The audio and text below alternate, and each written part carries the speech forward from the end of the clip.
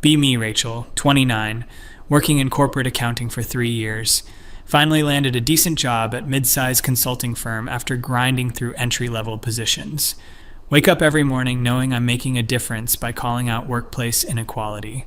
Today starts like any other day, reviewing quarterly reports and preparing for afternoon meeting. Notice immediately that David scheduled our project review for 2 p.m. in Conference Room B. Conference Room B has glass walls completely visible to entire office. This is obviously intentional, another microaggression designed to make me feel surveilled. David could have easily chosen Conference Room A, which has privacy and better acoustics. But no, he deliberately picks the fishbowl room where everyone can watch us. Classic power move, establishing dominance through environmental control. Decide to address this head-on rather than let it slide like I used to. March over to David's desk around 10:30 a.m. Hey David, I noticed you booked Conference Room B for our meeting today. Yeah, it was the only one available for that time slot. Actually, I checked the system and Conference Room A was open from 2 to 4 p.m. David looks uncomfortable, starts fidgeting with his pen. Oh well, Room B has the better projector setup for the presentation. David, we're reviewing spreadsheets. We don't need a projector. Can see him getting flustered as I dismantle his weak excuses one by one. Look, Rachel, Room B is fine. Let's just stick with what's booked. This is about visibility, isn't it? You want other people to see our meeting. What? No, that's ridiculous. It's a classic intimidation tactic, choosing the most exposed meeting space to make me feel vulnerable. David's face is getting red now. Exactly the reaction I expected. Rachel, you're reading way too much into a simple room booking. Am I, though? Because this fits a clear pattern of behavior. Spend next 10 minutes explaining how room selection reflects unconscious bias. Point out how male colleagues consistently get private offices for sensitive discussions. Meanwhile, women are relegated to open spaces where their conversations can be monitored. David keeps trying to interrupt, but I stay focused and methodical. Present evidence of previous meetings, document the disparity in room assignments. Finally, he agrees to switch to Conference Room A. Small victory, but these add up over time. Systemic change happens through persistent challenge of everyday inequities. Feel energized knowing I successfully advocated for myself. This is exactly why women need to speak up instead of accepting unfair treatment. Around 11:45 a.m., decide to grab coffee before lunch. Break room is usually empty this time of day, perfect for quick caffeine fix. Can hear voices as I approach the coffee station. Recognize David's voice immediately, sounds stressed. Also, hear Oliver from IT and James from sales. They're speaking in hushed tones near the microwave. Not intentionally eavesdropping, but their conversation is clearly audible. I'm telling you guys, it's getting out of hand, David is saying. She spent 15 minutes lecturing me about room assignments this morning. Everything is some kind of conspiracy or microaggression with her. Pause behind the corner, coffee cup in hand. Should probably announce my presence, but curiosity gets the better of me. Remember last month when she filed that complaint about the office temperature, Oliver says, claimed the thermostat was set to favor male comfort levels.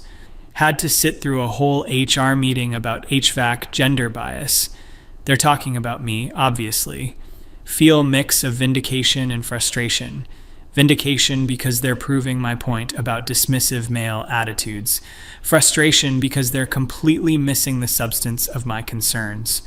And don't get me started on the parking lot incident, James adds. She accused me of mansplaining when I offered to help her change that flat tire. Apparently suggesting she might need assistance was patronizing and sexist. I was just trying to be helpful, you know? Roll my eyes internally. James completely misunderstood that situation. Offering help wasn't the problem. It was his assumption that I couldn't handle it myself. Look, I get that workplace equality is important, David continues, but she makes everything into some huge feminist issue. Can't have a normal conversation without getting a lecture about patriarchal structures. Yesterday she told me that saying you guys is exclusionary language. Suggested I say team or everyone instead. I mean, come on, it's just an expression. Want to march in there and explain why language matters.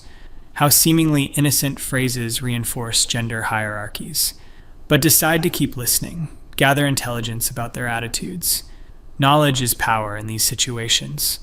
Better to understand their perspective before responding. The thing is, she's actually good at her job, Oliver admits. Those quarterly projections she prepared were really solid.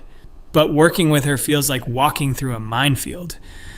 Never know what innocent comment is going to trigger the next diversity seminar. Interesting that he acknowledges my competence. Shows their resistance isn't based on questioning my abilities. It's purely about discomfort with having their privilege challenged. That's exactly the problem, James says. She's smart and she knows it. Uses every interaction as an opportunity to educate us about our unconscious bias. Makes you feel like you're constantly being judged and found wanting. They're describing my efforts to raise awareness as if it's somehow problematic. Classic deflection technique, making the messenger into the problem. Honestly, I've started avoiding one-on-one meetings with her, David says. Too risky. You never know what might get misconstrued. Last time we worked, late on that budget analysis, she mentioned how the office lighting creates an intimidating atmosphere after hours. Made this whole connection between masculine-coded workspaces and women's sense of safety. Had to listen to 20 minutes about environmental psychology and gender dynamics. Remember that conversation clearly. Was trying to help David understand why late meetings can feel different for women. Apparently, he interpreted educational discussion as personal attack. I hear you, man, Oliver responds. Same here. I always make sure there are other people around when we need to collaborate. Document everything. Keep witnesses present. It's just safer that way. Heart starts beating faster as the implications sink in. They're actively avoiding private interactions with me, treating me like some kind of threat or liability. This goes beyond simple disagreement about workplace issues. They're systematically excluding me from normal professional relationships. We should probably establish this as a policy between us, James suggests. Just to protect ourselves. Never be alone with her. Ever.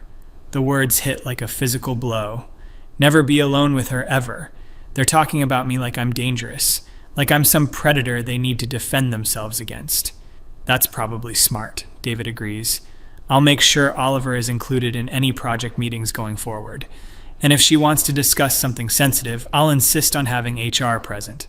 Better safe than sorry. Feel tears starting to form in my eyes. This is so much worse than I imagined. Thought I was building bridges, creating dialogue, fostering understanding. Instead, I've apparently become persona non grata in my own workplace.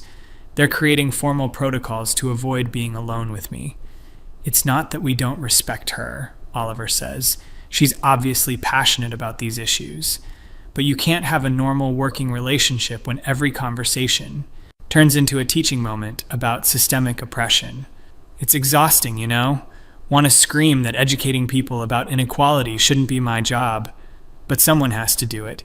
And clearly they're not going to learn on their own. Exactly, James says. And God forbid you disagree with her about anything. Remember when she explained how me holding the door was actually an expression of benevolent sexism? Apparently I was reinforcing gender stereotypes about women needing assistance. Now, I have no idea how to act around her. Back away from the coffee station quietly.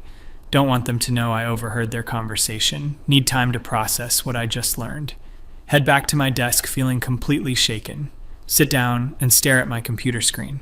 Words from their conversation keep echoing in my head. Never be alone with her, ever. How did things get to this point? All I wanted was to create a more equitable workplace, to help my colleagues understand how their behavior affects women. Instead, I've apparently made myself into some kind of pariah. They see me as a threat rather than an ally. This is the opposite of what I was trying to achieve. Spend the rest of the morning replaying recent interactions, trying to see them from their perspective. Maybe I have been coming on too strong, but how else are you supposed to address workplace inequality? If you don't speak up, nothing changes. If you do speak up, people get defensive and resentful. It's an impossible situation. Damned if you do, damned if you don't. The afternoon meeting with David approaches. Now I understand why he wanted conference room B. He wanted witnesses present, protection against whatever he imagines I might do. The whole room booking argument this morning makes perfect sense now. He wasn't trying to intimidate me. He was trying to protect himself. Feel foolish for misreading the situation so completely. 2 p.m. arrives, and I walk into conference room A. David shows up with Oliver in tow.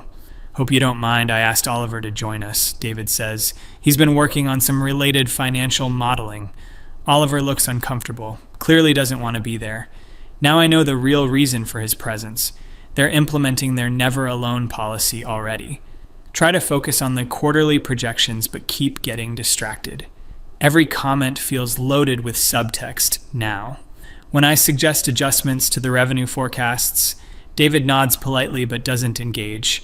No back and forth discussion like we used to have, just perfunctory agreement designed to end the conversation quickly. Oliver takes notes on everything, creating their precious documentation. Meeting wraps up in half the expected time. Normally, David and I would spend another 20 minutes discussing implementation details. Today, he's clearly eager to escape. Great work on these projections, Rachel, he says formally. Oliver and I will review the recommendations and get back to you. They're treating me like an outside consultant rather than a team member. Polite, professional, but completely impersonal. Watch them leave together, probably going to debrief about our interaction. Sit alone in the conference room feeling completely isolated. This isn't what I wanted at all. I wanted connection, understanding, progress toward equality. Instead, I've created an environment where my colleagues feel they need protection from me. Rest of the week follows the same pattern. Every interaction is carefully managed and witnessed. James makes sure other people are around when discussing the client presentation. Oliver brings a colleague to our monthly systems review. Even casual conversations feel stilted and artificial. They're friendly enough on the surface, but there's an invisible barrier now. They know that I know, even though we've never acknowledged the overheard conversation. The dynamic has fundamentally shifted. I've become the problem that needs to be managed, rather than the colleague they collaborate with. All those discussions about workplace equality that I thought were productive. Apparently, they experienced them as lectures and accusations. Friday afternoon, sitting at my desk reviewing the week. Realized that in trying to fix workplace inequality, I might have made it worse, at least for myself. My male colleagues now see me as a liability to be carefully handled, rather than a person to build genuine professional relationships with. They're not learning about unconscious bias. They're just developing better defense mechanisms. Sophisticated strategies for avoiding any behavior that might trigger my feminist analysis. The conversations continue, but they're sanitized and meaningless, stripped of the authentic human connection that makes work relationships valuable. They comply with my requests, but don't internalize the reasoning behind them. Surface-level behavioral modification without any deeper understanding. Wonder if there was a different approach I could have taken. Maybe more gradual, less confrontational. But then again, how long should women wait for men to figure out equality on their own? How many microaggressions should we tolerate while waiting for organic change? The whole situation feels like a trap with no good options. Speak up and be labeled as difficult and overly sensitive. Stay quiet and watch inequality perpetuate itself unchecked. There's no winning strategy when the system is designed to resist change. My colleagues aren't evil people, they're just comfortable with the status quo. Challenging that comfort was always going to create friction. Maybe I underestimated how much friction they were willing to tolerate. Monday morning, decide to try a different approach. Instead of addressing systemic issues directly, focus on building better individual relationships. Maybe if they see me as a person first, they'll be more receptive to learning later. Walk into the break room where David is, making coffee. Morning, David. How was your weekend? He looks up nervously, glances around to see who else is present. Oh, hi Rachel. Weekend was good, just did some yard work. Clearly wants to end the conversation quickly. I've been thinking about our project timeline, I continue. Maybe we could grab lunch sometime this week and discuss the next phase. David's face goes pale. Actually, I think it would be better to handle that in our regular team meetings. More efficient that way, keeps everyone in the loop. Translation, not happening without witnesses. Try the same approach with Oliver later in the day. Hey, Oliver, I noticed some inconsistencies in the database queries. Could you walk me through the logic when you have a chance? Sure, let me set up a meeting with the whole IT team. We can review the entire system architecture together. Again, refusing any one-on-one interaction, they've turned my desire for workplace equality into a scarlet letter, marking me as someone who can't be trusted with private conversations. Every attempt at normal professional relationship gets deflected through group settings. They're treating me like I have some contagious disease. The disease of asking uncomfortable questions about gender dynamics. By Wednesday, the isolation is really getting to me. Used to enjoy coming to work, felt like I was part of a team. Now it feels like being tolerated rather than welcomed. Included in group settings but carefully excluded from informal interactions. The spontaneous conversations that build real workplace relationships. Coffee breaks, casual problem-solving sessions, after-hours collaboration. All of that has dried up completely. I'm functionally quarantined within my own office. My colleagues have found a way to be technically inclusive while remaining emotionally distant. They've figured out how to neutralize my impact without appearing overtly discriminatory. Thursday afternoon, overhear David talking to James near the printer. She seems different this week, David says. Less confrontational. Maybe she's finally getting the message. Could be, though I'm still not taking any chances. Better to maintain the boundaries we established. Getting the message. They think my quieter approach means I've given up on workplace equality, that I've learned my lesson about challenging male privilege. But really, I'm just trying to figure out a more effective strategy. The direct approach clearly backfired. Need to find a way to create change without triggering their defensive responses. Problem is, once you're labeled as the difficult feminist, everything you do gets interpreted through that lens. Friday evening, reflecting on the whole situation, realize that my male colleagues have essentially won without having to change anything. They've successfully isolated the troublemaker while maintaining plausible deniability. Can claim they're treating me professionally while ensuring I have no real influence.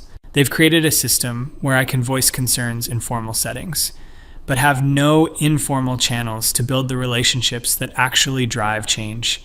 It's a sophisticated form of workplace marginalization, technically compliant with HR policies, but effectively exclusionary. They've learned to manage the feminist threat rather than address the underlying issues. My passionate advocacy for equality has been neutralized through strategic avoidance, sitting in my car after work, feeling completely defeated. Started this job 3 years ago with such optimism. Thought I could make a difference by raising awareness about gender inequality. Instead, I've made myself into a cautionary tale. The woman who talks too much about feminism and makes everyone uncomfortable. They've turned my commitment to justice into a personal failing. Reframed systemic inequality as my individual problem. Now I'm the one who needs to modify my behavior, while they continue operating exactly as they always have, just with better defensive strategies to protect themselves from accountability. The worst part is understanding that they genuinely see themselves as the victims. In their minds, I'm the aggressor who forced them into these protective measures. They're not discriminating against me. They're defending themselves against false accusations. They're not avoiding accountability. They're maintaining professional boundaries. They've constructed a narrative where my advocacy for equality becomes harassment, and their systematic exclusion becomes reasonable self-preservation. It's a perfect inversion of the power dynamic, turning the oppressed into the oppressor through clever reframing. Wonder how many other women have gone through similar experiences. How many times has passionate advocacy been neutralized through strategic isolation? How many feminists have been marginalized by being labeled as difficult or extreme? The system doesn't need to silence women directly anymore. It just needs to make the cost of speaking up higher than the cost of staying quiet. Make advocacy so socially expensive that most people choose compliance. My colleagues didn't need to fire me or formally discipline me. They just needed to make work uncomfortable enough that I'd self-regulate. Modify my own behavior to avoid further conflict. Start to understand why so many women choose to keep their heads down, why they focus on individual advancement rather than systemic change, why they avoid being labeled as the office feminist. Because once you get that label, your effectiveness is permanently compromised. You become the person others warn each other about, the one who makes simple interactions complicated and risky. Better to work within the system quietly than challenge it openly. At least that way you maintain relationships and career prospects, even if you never actually change anything meaningful. Monday morning, decide to test my theory.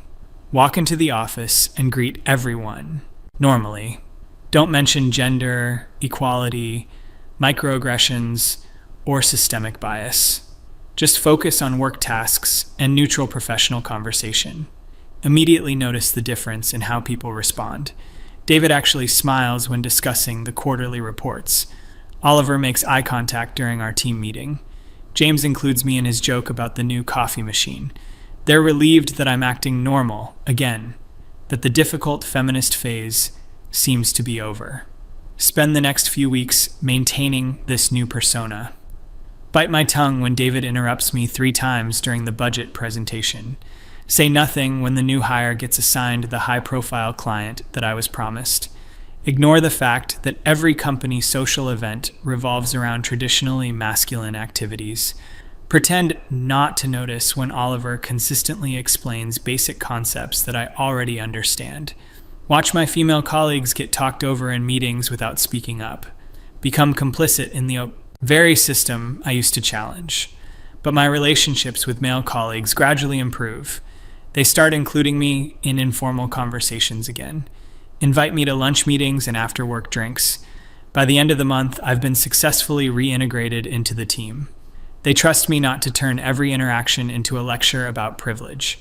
I'm back to being seen as a competent colleague rather than a walking HR liability. The never be alone with her ever policy has been quietly abandoned. David schedules one-on-one meetings without bringing chaperones. Oliver asks for my input on technical problems without documenting our conversations. James even holds doors for me again, confident that I won't analyze the gender implications. I've learned to be the kind of woman they're comfortable with. Professional, competent, but careful not to challenge their worldview too directly. The irony is overwhelming. Succeeded in rebuilding professional relationships by abandoning the principles that mattered most to me. Gained acceptance by accepting inequality. They think I've matured and become more reasonable. Really, I've just learned to hide my convictions better, to pick battles more carefully, to package feminist concerns in language that doesn't trigger their defensive responses. It's not progress, it's just more sophisticated oppression. Teaching women to advocate for equality in ways that don't make men uncomfortable, which means not advocating very effectively at all. 3 months later, sitting in my car after another productive workday. Successful project completed, positive feedback from supervisors, good relationships with colleagues. Everything is going well professionally, except I feel like I've betrayed everything I used to believe in, become complicit in maintaining the very inequalities I once fought against. My male colleagues learn that they can neutralize feminist advocacy through strategic social pressure. No need for formal retaliation or explicit discrimination. Just make advocacy socially costly enough that women choose silence.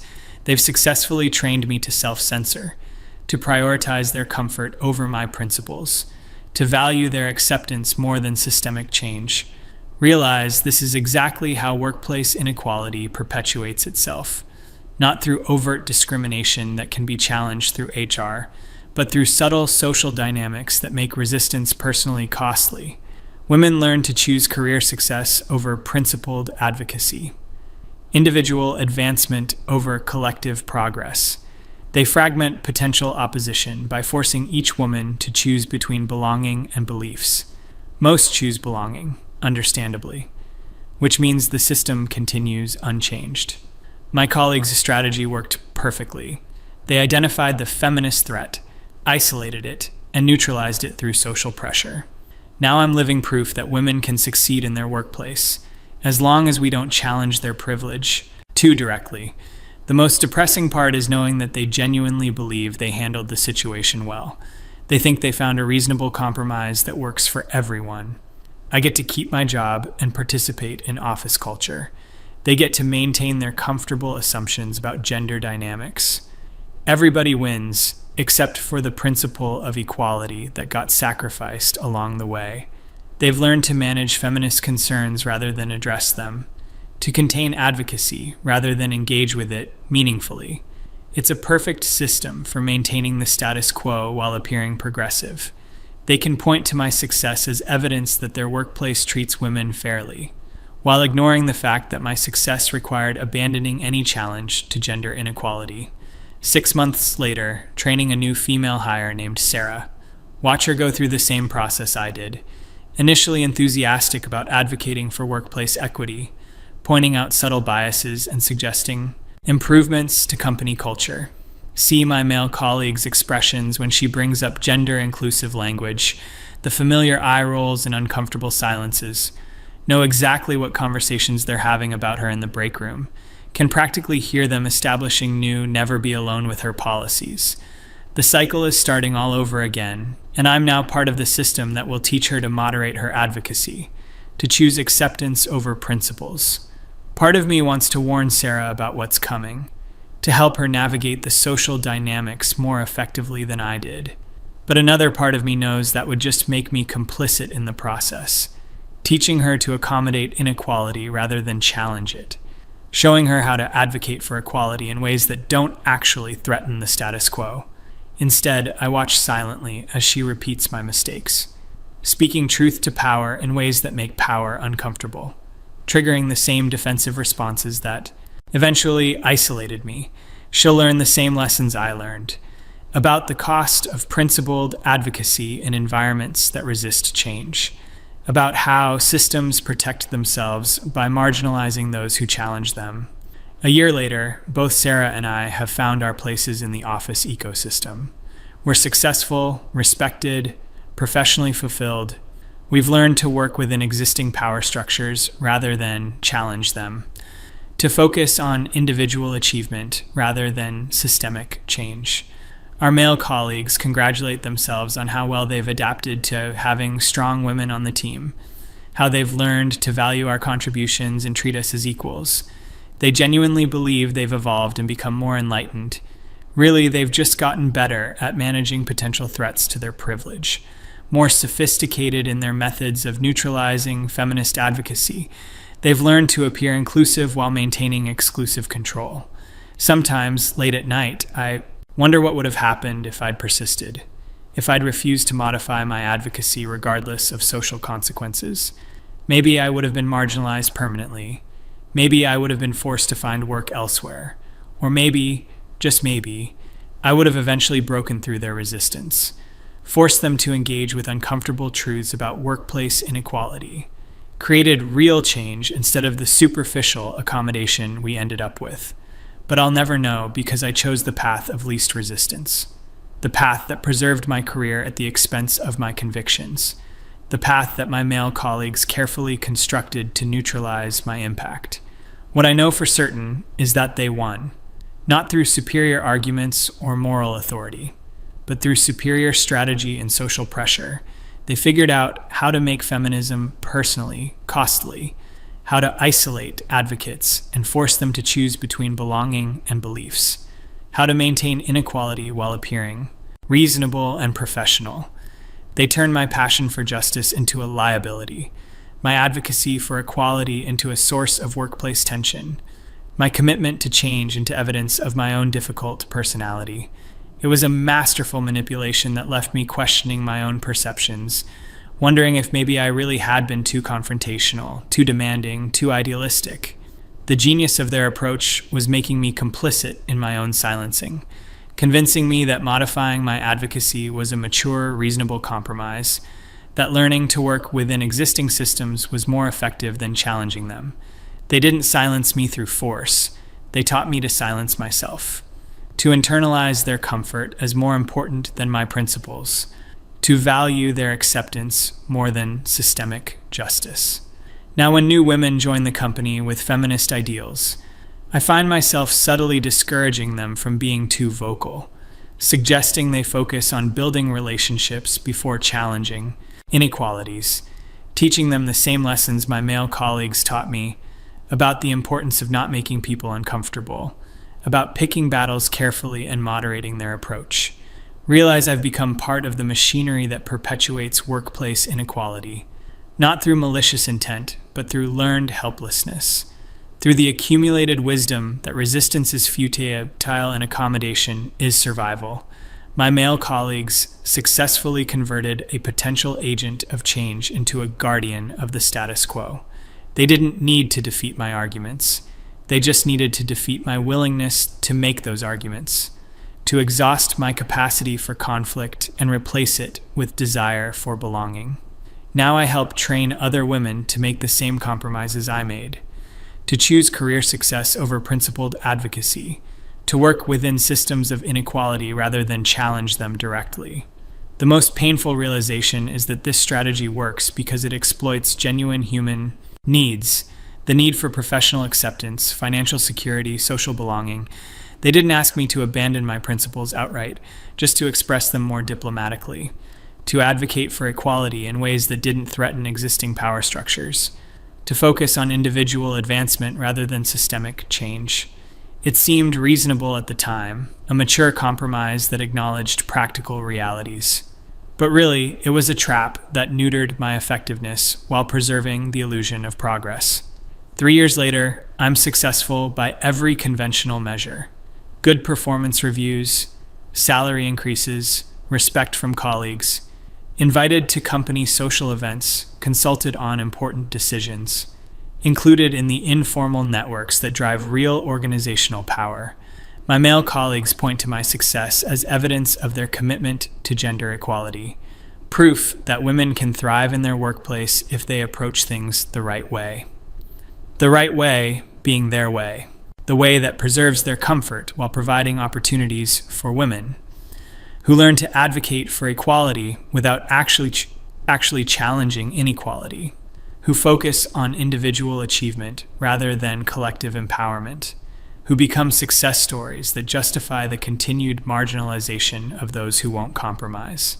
Sitting in my office now, looking out at the bullpen where Sarah works, watch her navigate the same dynamics I once faced, see her learning the same lessons about the cost of principled advocacy, gradually moderating her approach to avoid social isolation, choosing acceptance over confrontation, becoming another success story in the company's diversity narrative. Another example of how women can succeed if they just learn to work within existing systems. I want to feel proud of how far we've both come, but mostly I feel sad about how little has actually changed. The same inequalities persist. We've just learned to accommodate them more gracefully, to succeed, despite the system, rather than transform it. My male colleagues have perfected the art of appearing progressive while maintaining control. They've learned the language of diversity and inclusion. They attend sensitivity trainings and participate in mentorship programs. They promote women who demonstrate they can succeed without challenging the fundamental power structure. They point to our achievements as evidence of their enlightened leadership, while continuing to operate according to the same assumptions about gender and power. They've successfully separated individual advancement from systemic change, allowing for female success stories while preserving male privilege, creating the appearance of progress without the substance of transformation. Sometimes I wonder what would happen if Sarah and I collaborated, if we joined forces with other women in the company, if we developed a coordinated strategy for addressing workplace inequality. But I know the answer already. We would face the same isolation and pressure that neutralized my individual efforts. Probably worse, since collective action would be seen as more threatening. They would find ways to divide us, to reward some for their cooperation while punishing others for their resistance, to maintain the illusion that individual merit determines success, while ensuring that merit is defined according to their comfort level. The system is too sophisticated to be challenged by conventional advocacy, too adaptive to be defeated by principled resistance. The real tragedy is that my male colleagues aren't evil people. They're not consciously conspiring to maintain gender inequality.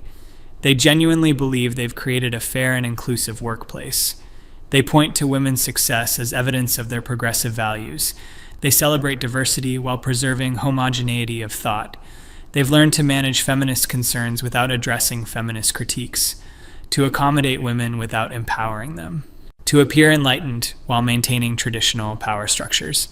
They've convinced themselves that they've evolved, when really they've just gotten better at neutralizing threats to their privilege.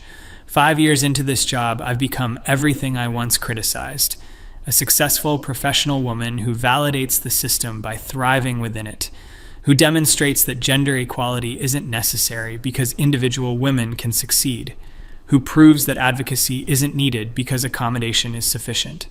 My career trajectory has become evidence against the very arguments I used to make about systemic barriers and structural inequality. My male colleagues can point to my success and ask what more women want. If I could make it here, why can't others? What's stopping them besides their own choices and attitudes? My achievement has become a weapon against women who still struggle, proof that the system works for those willing to work within it. Realize that this is the ultimate victory for those who want to preserve inequality. Not the elimination of successful women, but their conversion into advocates for the status quo. Not the silencing of feminist voices, but their transformation into testimonies for incremental progress. Not the prevention of change, but its redirection into channels that preserve existing power structures. They've learned to use our successes against our principles, to turn our achievements into arguments against systemic transformation, to make us complicit in maintaining the very inequalities we once sought to challenge.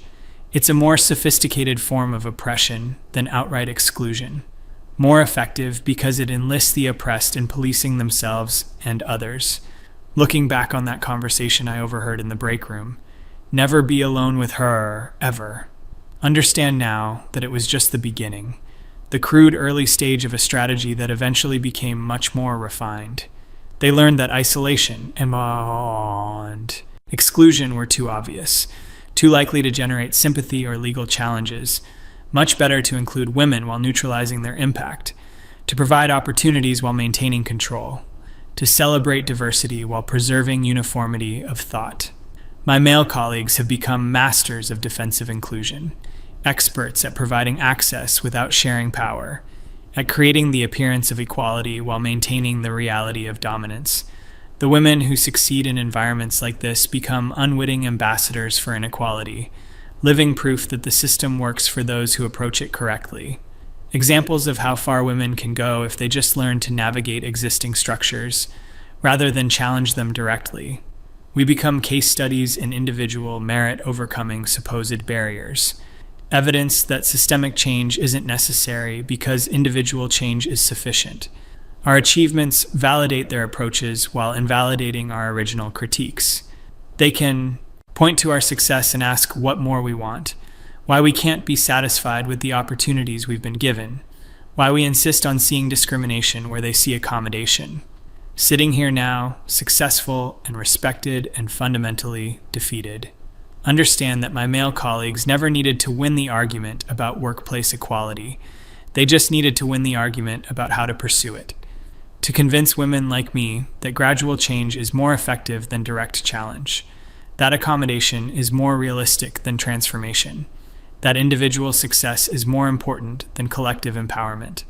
They've successfully redirected feminist energy into channels that serve their interests, turned potential agents of change into testimonies for the status quo, convinced us that our compromises represent mature wisdom rather than strategic defeat. The most insidious part is how reasonable it all seems in retrospect, how logical the progression from confrontation to accommodation appears, how much sense it makes to focus on building relationships before challenging power, to work within existing systems rather than against them, to pursue individual advancement rather than systemic transformation. They've made their preferred approach seem like the only viable option, the only path that leads to real success rather than principled failure. They've trained us to police ourselves and each other, to view direct advocacy as naive and counterproductive, to see accommodation as sophisticated and strategic.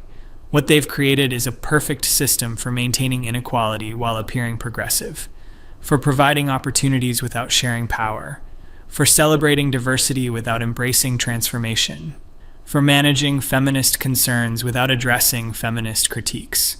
They've learned to turn women's ambitions against women's principles, to use our desire for success to neutralize our commitment to change, to make us complicit in maintaining the very structures we once sought to transform. It's a masterpiece of defensive strategy, more effective than any form of direct oppression, because it enlists the oppressed in policing themselves. And the worst part is knowing that this cycle will continue, that other young women will join this company with idealistic goals about creating change, that they'll face the same choices I faced between belonging and beliefs, that most will choose belonging as I did, that their successes will become evidence against the need for systemic transformation, that their achievements will be used to justify the continued marginalization of those who won't compromise, that the system will continue to perfect its methods of defensive inclusion. Learning from each generation of women how to better neutralize potential threats to existing power structures. My male colleagues have won not through superior moral authority or logical arguments, but through superior understanding of human psychology and social dynamics. They figured out how to make resistance personally costly and accommodation personally rewarding, how to isolate advocates and fragment potential opposition, how to use individual success stories to justify systemic inequality, how to appear progressive while remaining fundamentally unchanged.